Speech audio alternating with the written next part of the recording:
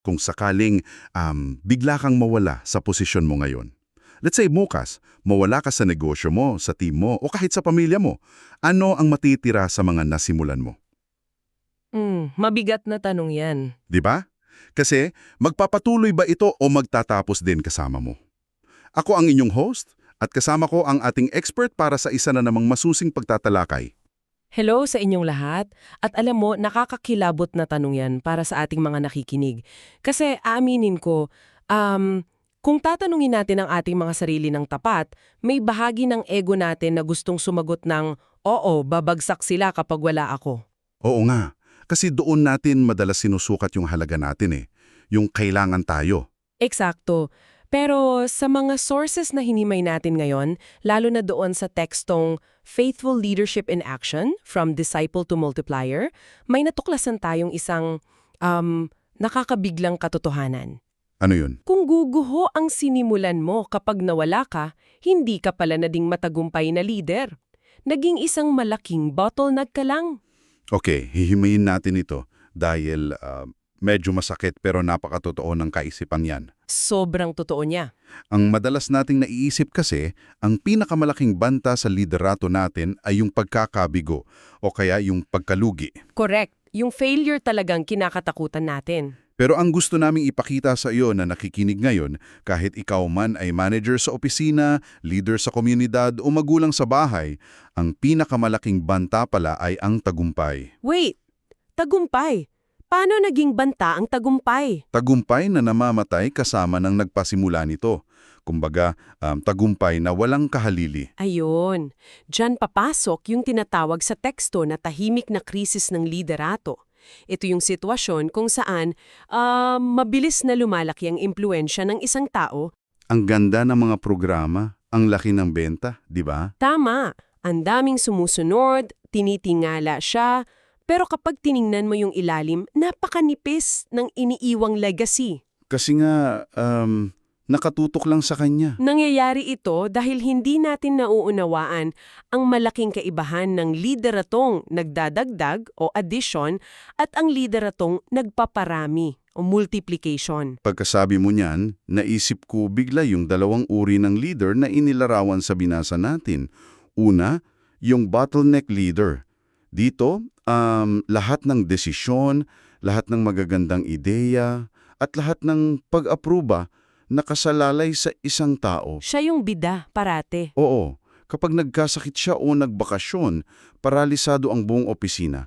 Sa kabilang banda, nandyan yung pipeline leader. Ito naman yung hindi lang nakatutok sa sariling output. Patuloy siyang naghuhubog at nagpapasa ng responsibilidad sa mga bagong leader, di ba? Eksakto. At para mas madaling ma-visualize kung paano ito nangyayari sa pang-araw-araw, may naisip akong paghahambing. Sige nga, paano mo ide-describe? Ang isang bottleneck leader, parang baterya yan ng smartphone. Oo, sobrang produktibo, ang daming apps na kayang patakbuhin, ang lakas ng power. Pero mabilis maubos. At kailangan laging andon yung baterya mismo, nakasaksak para gumana. Tama. Kapag na-drain ka, patay lahat. Pero ang isang pipeline na leader, parang isa siyang solar grid. Patuloy siyang kumukuha ng enerhiya mula sa araw, pero hindi niya ito iniipon lang sa sarili niya. Pinapasa niya. Pinapasa niya agad sa iba't ibang estasyon. Nagcha-charge ng daan-daang maliliit na baterya sa paligid niya. Kaya kahit matakpan man ng ulap yung orihinal na pinanggalingan, tuloy-tuloy pa rin ang ilaw ng buong syudad. Ang nakakabighani rito ay kung bakit mas pinipili nating maging baterya. Kasi ang modernong mundo natin, ang mga kumpanya, sinanay tayo para palakihin ng performance. At yan yung kumakatawan sa addition. Oo nga, sinusukat tayo sa mga KPIs natin, di ba? Tama, sa bilis nating mag-respond sa emails, sa dami ng naisara nating deals, tinuruan tayong maging mas mabilis at mas magaling na baterya. Pero bihira tayong sukatin o turuan kung paano magparami ng kapwa leader. At may napakabigat na babala sa kasaysayan tungkol diyan. Binanggit sa source natin ang isang sitwasyon mula sa Biblia, particular sa Judges 2:10. Oo, yung tungkol kay Joshua. Isipin mo ito. Matapos ang henerasyon ni Joshua, isang henerasyon na nakasaksi ng paghati ng ilog, ng pagbagsak ng matitibay na pader, ng matinding himala. Grabe yung mga na-experience nila. Sobra. Pero may umusbong na bagong henerasyon na hindi nakilala ang Panginoon o ang kanyang mga ginawa. Paano nangyari yun? Paano mo nakakalimutan ang ganoong klasing kasaysayan? Hindi naman siguro sila nagising isang araw tapos nagdesisyon na, uy, magrebelde tayo ngayon. 'Di ba? Hindi yun biglaan. Unti-unting pagkalimot yun dahil nabigo ang mga naunang leader na ipasa ang kanilang karanasan at kaalaman. Nabigo sila sa pagpaparami. So, namatay yung kasaysayan at tagumpay kasama nila. Kasi nag-focus sila sa kasalukuyang laban, hindi sa kung sino yung susunod na lalaban. Nakakapagod yung ganitong sistema, totoo lang. Kaya, naisip ko, napakadaling sabihin na maging solar grid tayo imbes na baterya. Pero ang hirap bitawan ng pakiramdam na tayo ang bida, hindi ba? Nakaka-addict kasi ang feeling na ikaw ang solusyon sa lahat. Oo, at siguro, ito yung dahilan kung bakit nagmamadali tayong kumuha ng posisyon bago pa man tayo talagang handa. Gusto agad natin ng palakpak. At yan ang dahilan kung bakit napakahalaga nung tinatawag sa teksto na formation in obscurity o ang paghubog sa dilim. Paghubog sa dilim. Oo. Bago magtiwala ang Diyos o ang tadhana ng malaking impluwansya sa isang tao, kailangan mo nang hubugin ang kanyang karakter sa mga panahong walang nakatingin. Yung mga panahong tahimik, nakakaboring, at madalas mahirap. Tama, ang pagkatao ay dapat laging mas malalim kaysa sa pampublikong tungkulin. May mga ibinigay na halimbawa sa source natin tungkol dyan, sina Moises, David at Jesus. Oo. Si Moises, 40 taon siya sa disyerto na nag-aalaga ng tupa bago naging leader ng isang buong bansa, di ba? Oo, tapos si David, isang hamak na pastol. At si Jesus, 30 taon na namuhay bilang isang simpleng karpentero at 3 taon lang ang iginugugol sa kanyang pampublikong ministeryo. 30 taon siyang tahimik, tapos 3 taon lang yung sikat na siya. Pansinin mo yung mekanismo sa likod niyan. Isipin mo si David na nag-aalaga ng tupa. Ang pagiging pastol niya sa kawalan ay hindi lang para matutong maghintay. Para saan pa? Sa tuwing pumapatay siya ng leon o oso nang walang nakakakita, walang audience, walang nagbivideo, walang nagpupalakpak, natututunan niya na ang halaga niya ay hindi nakadepende sa validation ng ibang tao. So pinapatatag ng dilim ang kaluluwa mo. Eksakto. Kaya kapag kaya mo magtagumpay sa dilim, hindi ka malalasing sa kapangyarihan kapag inilagay ka na sa liwanag. Tunad ng harapin na niya si Goliath. Pero teka, gusto kong hamunin yan ng mabuti. Sige, paano? Kasi parang napakagandang pakinggan yan sa teolohiya o sa history. Pero paano naman yung reality nating mga nakikinig na yon? 'Di ba? Oo, yung sitwasyon natin ngayon. May kwota kaming hinahabol sa opisina. May mga kalaban tayo sa negosyo na araw-araw naglalabas ng bagong produkto. Laging may pressure na mag-perform. Totoo, laging may fear of missing out o FOMO. Kung magtatago ako sa dilim para hubugin ang karakter ko, kung hindi ako magpapabida agad sa boss ko o sa social media, baka paglabas ko, tapos na ang laro. Naunahan ka na ng iba. 'Di ba? Mapag-iwanan ako eh. Hindi ba parang pag-aaksayan ng premier sa talento kung itatago lang muna ang isang napakagaling na tao sa background? Magandang pushback yan. At yan eksakto ang dilema ng bawat modernong leader. Pero kung iko-connecta natin ito sa mas malaking larawan at titingnan natin ang sikolohiya ng pamumuno, makikita natin na ang talento na walang integridad at tibay ng karakter ay isang ticking time bomb. Ticking time bomb. Paano mo nasabi? Oo, mabilis kang angat dahil sa galing mo, baka ma-promote ka agad o mag-viral ang negosyo mo. Pero kapag nilagyan na yan ng matinding pressure, ng kapangyarihan, pera at kritisismo, At wala kang malalim na ugat na nahubog sa dilim. guguho ka. Makikita mo ang matinding kaibahan nito kapag ikinumpara natin sina Haring Saul at Haring David na binanggit din sa ating mga sources. So parang mabilis nga na itayo yung building, pero dahil walang pundasyon sa ilalim ng lupa, isang malakas na bagyo lang, guguho lahat. Tumpak! Parehong binigyan ng kapangyarihan sina Saul at David, pero magkaiba ang pundasyon. Si Saul ay image-driven. Dahil hindi siya nahubog ng tama bago naging hari, nagpapadala siya sa takot sa sasabihin ng tao. Ha? Mahalaga sa kanya yung hitsura ng tagumpay. Oo, kaya nang ma-pressure siya, gumawa siya ng mga desisyong ikinasira niya. Si David naman ay heart-driven. Pinanday siya sa kawalan. Ibig sabihin, ang tagiging nasa dilim o kaligaran ay hindi pala parusa o kaya pag-aaksihan ng talento. Isa itong napakahalagang espasyo para sa capacity building. Pinalalawak nito ang kakayahan mong magdala ng bigat para hindi ka madurog ng sarili mong tagumpay kapag dumating na ito. Grabe, iyan ang isang bagay na mahirap lunukin pero kailangan talaga. Kapag naintindihan natin na ang dilim ay paghahanda, mag-iiba ang pananaw natin. Hindi ka na maiinip kapag pakiramdam mo walang pumapansin sa'yo. Okay. Kaya kapag nahubog na ang karakter ng leader, kapag buo na yung pundasyon mo at handa ka ng magparami, paano mo na ito ipapasa sa iba? Paano ka gagawa ng kopya ng sarili mo nang hindi bumababa ang kalidad? Diyan na papasok yung pagpasa ng skills. Dito magiging sobrang interesante ang usapan. Kasi, na-realize ko sa mga binasa natin, madalas nating napagkakamala ng pagtuturo bilang paggabay.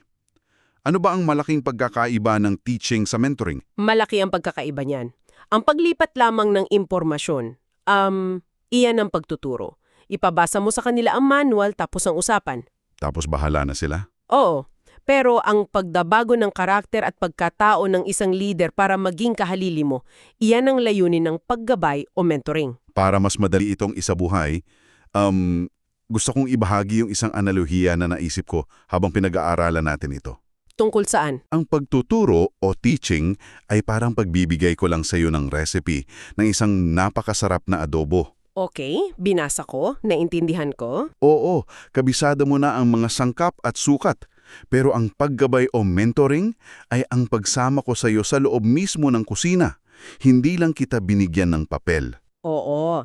At doon papasok yung inilatag sa source natin na 4 na yugto ng pag-unlad ng liderato. Ito ang pinaka-praktikal na bahagi. Tingnan natin kung paano ito aakma sa analohiya mo sa adobo. Sige, sige. Ang unang yugto ay, ako ang gagawa, manood ka. O yung I do, you watch. Ayun. Iyan yung yugto kung saan pinapakita ko muna sa iyo sa kusina kung paano ko inihahanda ang adobo. Nakatingin ka lang. So, inoobserbahan ko lang yung ginagawa mo. Oo. O kaya sa opisina, isinasama kita sa mga client meetings at sinasabi kong makinig ka lang muna kung paano ko kausapin ang kliyente. Naglalatag tayo ng standard. Tapos, unti-unti nating ipapasok ang ikalawang yugto. Ako ang gagawa, pero tulungan mo ko. Yung I do, you help. sa kusina, ito yung sasabihin mong, ako pa rin ang magluluto, pero ikaw na ang maghiwa ng sibuyas at bawang. Eksakto. Sa opisina naman, ako pa rin ang magpipresent sa kliyente, pero ikaw ang gumawa ng PowerPoint slides at mag-abot ng mga dokumento. Nagsisimula na silang magkaroon ng pakiramdam sa bigat ng trabaho. Pero andon ka pa rin para saluhin ang pinakamabigat na parte. Tapos, kapag nakita kong medyo gamay mo na, magsi-shift tayo sa ikatlong yugto na madalas ay mas mahaba. Ikaw na ang gagawa, aalalayan na lang kita. Or you do, I help. Dito, ikaw na ang nagtitimpla ng adobo sa kawali. Oo. Tapos papansinin ko lang kapag medyo kulang sa toyo. O sasabihin kong, hinaan mo yung apoy, baka masunog. Sa trabaho, ikaw na ang kumakausap sa kliyente habang nakaupo lang ako sa tabi mo. Susuportahan lang kita kapag naitinanong sila na hindi mo pa kayang sagutin. At dyan makikita ang halaga ng presensya. Hindi mo sila iniiwan sa ere. Yan yung sinasabi mong life-on-life investment, di ba? Oo. At ang sikretong ito ay malinaw na nakasulat din sa 2 Timothy 2.2 na binanggit sa ating material. Ito yung paborito kong halimbawa ng totoong multiplication blueprint. Paano yung sinabi doon? Sabi ni Pablo kay Timoteo na ipagkatiwala ang mga natutunan niya sa mga tapat na tao na makapagtuturo rin sa iba pa. Wait, ilang tao yon? Tingnan mo ang kadena doon. Mula kay Pablo, papunta kay Timoteo, papunta sa mga tapat na tao, papunta sa iba pa. 4 na henerasyon ng pagpaparami sa iisang pangungusap. Grabe, 4 na henerasyon agad? Hindi lang nag-lecture si Pablo, nag-mentor siya para makabuo ng mga susunod pang mentor. Ipinapakita talaga niyan kung bakit ang mentoring ay napakahirap at nakakaubos ng lakas. Kailangan mong mamuhunan sa buhay ng isang tao, hindi sapat na nasagot nila ng tama yung exam. Totoo yan. At iyan ang nagdadala sa atin sa isang matinding dilema. Kasi madaling gawin ang unang tatlong yugto. Oo, yung tutulungan ka. Nakakatuwang isipin na may tinuturuan ka at may umaasa sa iyo. Pero yung ikaapat na yugto, ikaw ang gagawa ng buo, manonood na lang ako. O yung you do, I watch, dito bumabagsak ang napakaraming leader. Bakit kaya? Ito yung pinakamasakit na parte para sa ego. Yan mismo ang nasa isip ko eh. Bakit nga ba napakahirap para sa atin ang bumitaw? Kahit alam nating handaan ng tao, kahit gamay na niya yung trabaho, may pumipigil pa rin sa atin. Dito pumapasok yung tinatawag nating kabalintunaan ng pagpapaubaya o ang the art of releasing. Ano ba ang psychological barrier dito? Bakit parang may halong takot? Ang pinakamalaking hadlang ay ang pagtanggap na kapag nagpaubaya ka, hindi magiging perpekto ang resulta sa simula. Kasi iba yung gawa ko sa gawa niya. Kapag ikaw ang gumawa, alam mong 100% tama. Kapag sila ang gumawa, baka maging 80% lang sa una. May mga pagkakamali, may mga palpak na desisyon. Tapos maiinis ka, di ba? Oo, kaya ang pagpapaubaya o entrustment ay nangangailangan ng malalim na pagtanggap na hindi perpekto ang proseso ng pagkatuto ng iba at kailangan mong panoorin silang magkamali nang hindi mo inaagaw pabalik ang manibela. Naisip ko tuloy, kapag inaagaw natin pabalik yung manibela, dahil nakita nating nagkamali sila, nagpapadala tayo ng mensahe na, hindi mo pala kaya, ako na lang ulit. Sinisira natin ang kumpiyansa nila. Sayang yung ininvest na oras doon sa unang 3 yugto. Eksakto. At nabanggit sa source natin na kung hinihintay mo na maging perfecto at 100% handa ang isang tao bago siya bigyan ng responsibilidad, malamang ay huli na ang lahat. May magandang example din silang binigay dito eh. Oo, tiningnan ko yung halimbawang ibinigay nila tungkol sa huling ginawa ni Jesus. Ipinasa niya ang buong misyon sa kanyang mga disipulo bago pa man ito magmukhang ligtas. Paano hindi ligtas? Nakasulat sa Mateo 28:17 na noong ibinigay niya ang tinatawag na Great Commission, ang ilan sa mga disipulo ay nagdududa pa. Hindi pa sila buong-buo, may takot pa sila, pero ibinigay na niya ang susi. Yan ay isang nakakabaliwali na konsepto kung iisipin mo sa konteksto ng negosyo o korporasyon, di ba? Ipapasa mo yung pinakamahalagang misyon ng kumpanya mo sa mga taong hindi pa buong-buo sigurado? Parang ang laking risk. Kaya, ano ba talaga ang ibig sabihin nito? Itatanong ko ito sa iyo ng direkta. Paano mo lalabanan yung matinding takot na baka bumagsak o masira ang reputasyon mo dahil sa pagkakamali ng taong pinagkatiwalaan mo? Ito ay nagdadala sa isang mahalagang tanong. Ano yun? Nasasagot yan kung paano natin tinitingnan ng ating papel.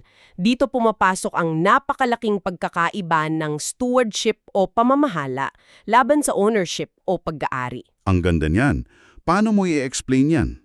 Kapag inisip mong pag-aari mo ang misyon, ang departamento mo o ang komunidad mo, hinding-hindi mo ito bibitawan. Kasi pakiramdam mo, pagkatao mo ang nakasalalay dito. Nakakabit na sa identity mo. Pero kapag inisip mong isa ka lamang katiwala, isang steward, na inatasang palaguin ito para ibigay sa susunod na henerasyon, nagbabago ang lahat. Ang pagbitaw ay hindi na pag-abandona.